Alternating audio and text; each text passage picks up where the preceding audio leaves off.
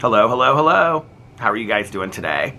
Well, I didn't know what I was going to make a video about, but I knew that I wanted to make it on my front porch, and it actually is very fitting that I am sitting out here, and I wanted to use my decorations as like background to all of this. So anyway, yes, I'm sitting out on my cozy Christmas front porch. The dogs are barking because people are riding their bikes in the frigid cold outside. But I didn't really know what I wanted to make a video about over here today. I knew that there are several things that I wanted to talk about. I want to talk about just some life issues with myself, and I am just really loving this channel that I can just sit down and talk about whatever I want. And I'm going to continue to go to stores and do all that kind of stuff and show you guys that piece of my life and all that, because I have fun doing that.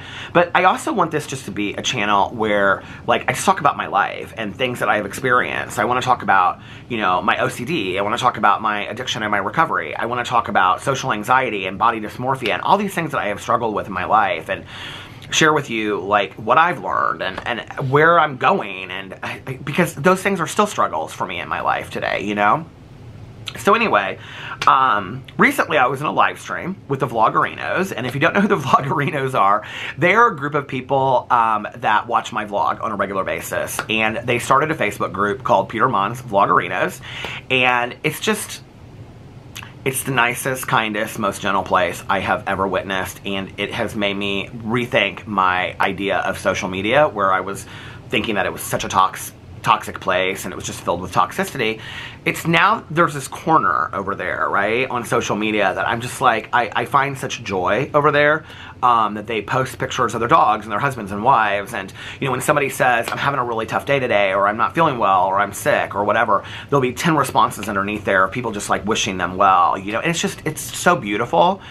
And so I did a live stream with the three moderators or administrators of the group, and Troy is one of them, and Troy and I have become friends, and we are going to co-judge Peter's cozy Christmas decorating contest over on the Vloggerinos, and I'm really excited about that. But during the live stream, I was asking for suggestions on videos that they would like to have me make, or things they would like to hear me talk about. And Troy said, I would like to hear you talk more about why coffee is so important to you. And I was like, oh my god, I feel like I just rambled and rambled and rambled about that, you know, on my vlog. But sure, I can talk about it. And you know, it's funny because I come into contact with people all the time that love coffee. You know, I do these reviews on my review channel, and people are like, I go to Starbucks every day, or I love Dunkin' Donuts, or we make coffee at home. And I think, you know, that coffee is just such a mainstay that so many people love coffee. But for me, there's like a whole story that goes along with it, and I will try to condense it down a little bit. But you know, when I was growing up, I was fascinated with the idea of coffee, and my mom and dad both drank coffee, and my mom would like water down decaf coffee and let me drink it, and of course I hated it. I hated the taste of it, you know, but I would drink it anyway because I wanted to be an adult like that, you know, and adults drank coffee. And so when I got into high school, my friends and I would go to coffee houses and things, you know, and we'd sit there till, you know, late at night. We would drink coffee, probably to keep us awake, you know, but I would drink black coffee. That's how I drank it back then, and I've kind of picked that up recently. Every once in a while I'll put like a sweet and low, or, you know, some kind of sugar substitute in there. But I for a long time I drank venti iced coffee with 1 equal from Starbucks, and I really haven't been going to Starbucks or Dunkin' Donuts lately. I've been making so much coffee at home in my Keurig, like I did tonight. And so that was when I was in high school, and you know, after high school was when my addiction like really got bad. I mean, it was bad in high school, but it really, really got bad after that, and my drinking was just explosive. I actually talked at length about this last night on my vlog, so I feel like this is kind of a little bit repetitive, but I'm just going to talk about the coffee today. So I'm not going to get into all of that. If you guys want to hear more about my addiction stuff, I can talk more about it at length over here. Just let me know. But anyway, and so, like, you know, I would drink coffee, but it was really like if I was hungover, or, you know, I had to pull it together kind of thing. Like, that was what coffee was for. And then I went into treatment, and, you know, I talked on my vlog last night about how this period between Thanksgiving and December 17th, which is my sobriety birthday, it's kind of hard for me every year. Like, I always look back at that period. That was the worst period of my addiction. And I look back on that period and I just, it seems like a completely, I don't even like know who I was. Like, it's just, I look back and it's very scary. The life decisions that I was making and the places that I was putting myself. And, I talk about being in recovery a lot over here, but I don't think people really understand the extent of what it was about. So just to give you an idea, I was drinking about 1.5 fifths of Jack Daniels a day. I was drinking anywhere from 2 to 6 40s, like Colt 45 or Old English. I loved malt liquor. I was drinking a lot of beer because it was cheap. I would drink anything. I mean, honestly, I would drink anything. And the drinking was absolutely, it was like from the time I got up to the time that I went to bed. And last night I was even talking about how like my delirium tremens were so bad. This is at 22.5 years old. My DTs were so bad when I woke up that I would literally shake like that. And I would have to drink in the morning to stop shaking. Sometimes the drinking was so bad, or sometimes I felt so sick that I would have to mix like vodka with Pepto-Bismol to like coat my stomach, which I found out later is really dangerous to your organs. So just, that was that. And then on top of that, I was smoking a lot of weed and eating pills and using all kinds of substances on a daily basis. And I can remember one of the scariest moments was that I would go to this dealer's house, and this was on pretty much a daily basis at that point. And he thought it was like really funny to kind of like joke with me in front of his friends.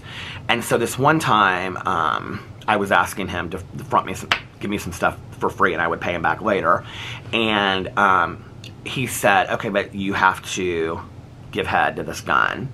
And I wanted the drugs so bad that I gave. I look back on this. You can tell the stories as many times as you want, but like sometimes like you just like, you hear things about this in the news and it's like, God, that could have been me, you know?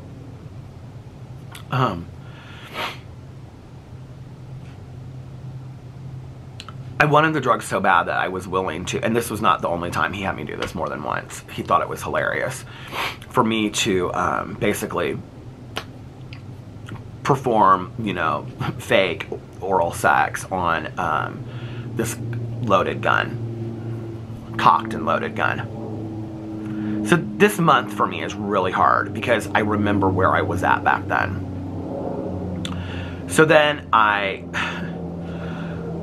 end up in treatment, which that's a whole other story of how I even got there, right? In the middle of a blackout, I test positive for literally everything across the board almost.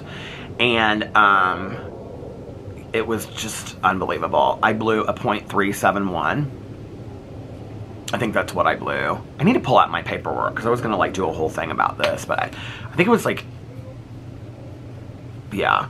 So, was admitted to treatment, did not want to be there. Don't remember going to sleep that night. The next morning I woke up, probably the afternoon, and I walked out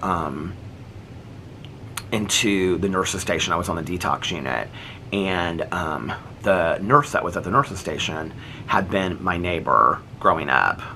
She was the mother of one of my closest friends when I was growing up. The humiliation that I felt in that moment of just, I didn't even know she worked there, and there she was, and I just was like face to face with her, and I was like, I gotta get out of here. And she was like, "You're really, really sick." And I was like, "What?" Like, I can quit drinking whenever. She was like, "You're really sick. You need to stay." She's like, and she put her hand on mine. She said, "Please stay." And I just was so tired of fighting anybody at that point. Everybody in my life had an opinion about me drinking, and I was so tired of it. So they kept her cigarettes, and so she handed me these cigarettes because that's a whole other story, but I came in with like all these cigarettes the night before. So I had gone to the grocery store, and I knew I was either going to jail or I was going to treatment, and so I was like, okay, I need cigarettes. And this was back in Indiana. At that point, you could smoke in jail. Well, some jail situations. So I knew that I needed, I needed to have cigarettes. Anyway, that's besides the point. So she handed me this pack of cigarettes, and I went into, she pointed down and she goes, go get a real cup of coffee on this unit. We have real coffee. So I went down to the detox unit, and I can remember sitting there, and there was just like drifting snow out the window. It was like one of the worst, snowiest, coldest winters we've ever had. And I sat there and I drank a cup of coffee in that lounge and smoked a cigarette. And I remember there was a woman in there, something on TV, and I just felt trapped. But something about that coffee started making me feel just a little bit warm inside, a little bit human, you know?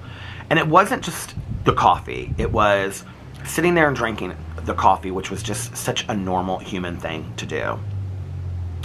And it was also a way that we all connected when we were in treatment. We all drank coffee together, even though it was decaf, and we couldn't wait to go to outside meetings, which meant they took you somewhere because then you could have caffeinated coffee, you know? So we all bonded over this coffee, right?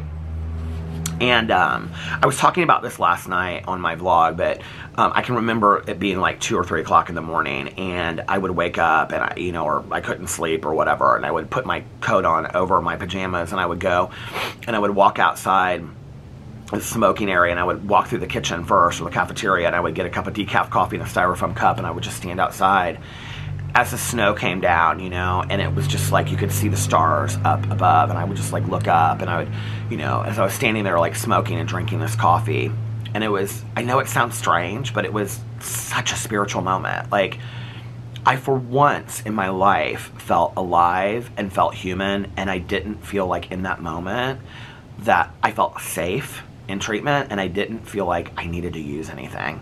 Like, I didn't feel like I needed to use anything to numb myself or exaggerate myself. I could just, for the first time in a long time, I could just be. I could just be myself, and just, this is who I am, take me or leave me, but this is me, right? And I hadn't felt like that in a long time. And I associate it with that moment of standing there and drinking that cup of coffee. So then I get out of treatment, and I'm going to all these meetings, right? And if you go to meetings, what you know is like everybody goes and they have a cup of coffee at the coffee maker, you know? And a lot of the meetings, my job was to make the coffee. A lot of times my job was to clean out the coffee mugs, because we would have like real coffee mugs back in the days. You know, we don't so much anymore. And one of the greatest things that happened a couple years ago was that I was recommended by my sponsor at the time. This is probably 7 or 8 years ago now, but he recommended for me to go to different meetings and all over town to experience all different kinds of sobriety. And so I did, and I was going to a lot of meetings at like homeless shelters and a lot of facilities where a lot of homeless people, homeless alcoholics and addicts were coming. And I had always gone to meetings where there was coffee made when you showed up. The chairperson or the secretary just made coffee, and the donations from the donation bin would go towards buying the coffee. So all of a sudden, I am going to meetings where there's no coffee in the meeting. Like, there's, if you want coffee, you either have to bring it in, or you have to like go to the canteen or the coffee shop and buy a pot of coffee and like for the whole meeting, right? Or you can buy a cup of coffee there. And every meeting, somebody would buy either 1 or 2 pots of coffee from the coffee shop and donate it to the whole meeting. And to see so many people that hadn't had a cup of coffee in a long time stand up and be so grateful for a hot cup of coffee that somebody else bought for them just was like, it just was like it just really put my life in perspective to make me realize how grateful I should be for what I have. That a cup of coffee means so much to so many people. And I can remember that feeling when I first got sober, you know, that like I would go into a meeting and somebody would say, do you want a cup of coffee? And I thought, God, they see me. Like, they notice me. Like, I'm human. And it made me feel so human, and it made me feel so alive that somebody cared if I had a cup of coffee, you know? And then after the meetings, people would take me. They'd say, we're going to go to Perkins, we're going to go here, where, you know, this was in early sobriety that this would happen, because later in sobriety, I didn't really have tons of people to hang around with, except for just like one close friend. But in my early sobriety, people would like take me, and I'd say, well, I don't have any money. And they'd say, well, let us buy you something. Let us buy you a cheeseburger, you know? And it would always be a cheeseburger with a cup of coffee, you know, because we drink a lot of cups of coffee. My sponsor to this day, if we go out to dinner, she drinks like 6 cups of coffee at 10 o'clock at night, you know? But there was something about, you know, a stranger that I didn't really know caring enough to want to buy me a cup of coffee or make sure that I had a cup of coffee while I was staying in the meeting to warm me up from when it was cold outside, you know? And those cups of coffee in early sobriety made me feel human. They made me feel alive. They made me feel part of something. And to this day, when I go to a meeting and I get a cup of coffee in a styrofoam cup, it makes me feel that again, you know? It makes me feel connected and it makes me feel alive. And it's so funny because so many times my best friend and I will go to our home group meeting on Tuesday nights, and we'll bring coffee with us in the car. But then, like, when we go inside, I'll say, "Aren't you going to take your coffee?" And she'll say, "Oh no, I'm going to get a cup of coffee there." And we'll go and we'll get a cup of coffee inside, you know, like while everybody else is at the coffee, you know, pot getting coffee. And I have learned it takes very simple, small moments in this world to make somebody feel alive. I have learned that just to ask somebody, "How are you?" Or to say, "You look nice today," or, you know, "Hey, it's good to see you," or, "Can I get you a chair?" Or, "Hey, come on in," you know, or just to put your hand out and say, "Hey, I'm Peter, it's nice to meet you." Those small gestures that people did to me, that paved the road for making me feel like I wasn't such a piece of crap, but made me realize slowly, slowly, slowly over time that I am a human being and I am valid too, and I matter to somebody. Because I didn't feel like that when I got sober. I felt like I didn't matter to anybody, I didn't matter to myself, and it was just, what was the point? Those small moments of somebody just handing me a cup of coffee and saying, "Hey, do you want a cup of coffee?" Those were big, big moments. And that's why today a cup of coffee is so important to me. And I still think of that, you know, like not every cup of coffee that I drink do I think of that, but I think about that often, you know, and I think about how much even just a small gesture can change the world, you know. And for all those people that were out there in my early sobriety that bought me cheeseburgers, and you know, the greatest gift is that I'm able in return to do that for other people today. And my friends are able to do that for other people, and then those people do it for other people, and that's just how it goes, you know. And I said this in my Peterisms video today, and it's such a simple thought that it's like, it's so easy to be nasty, rude, and mean, but like it does take a little bit of effort, I think, in our world, the way that we think today, to be nice, kind people. But does it really take so much to open a door for somebody or say, "Hey, do you want a cup of coffee?" Have you ever had a day where you felt like you did not matter to a single soul on the face of the earth, and then somebody looked at you and said something nice, and it completely changed everything? Because I have had days like that. The thing is, we don't ever know who needs that. We don't ever know who needs somebody to hand them a cup of coffee. You know? So you could be changing somebody's life and you just don't know it. I know those people changed mine. So anyway, that's why coffee means so much to me today.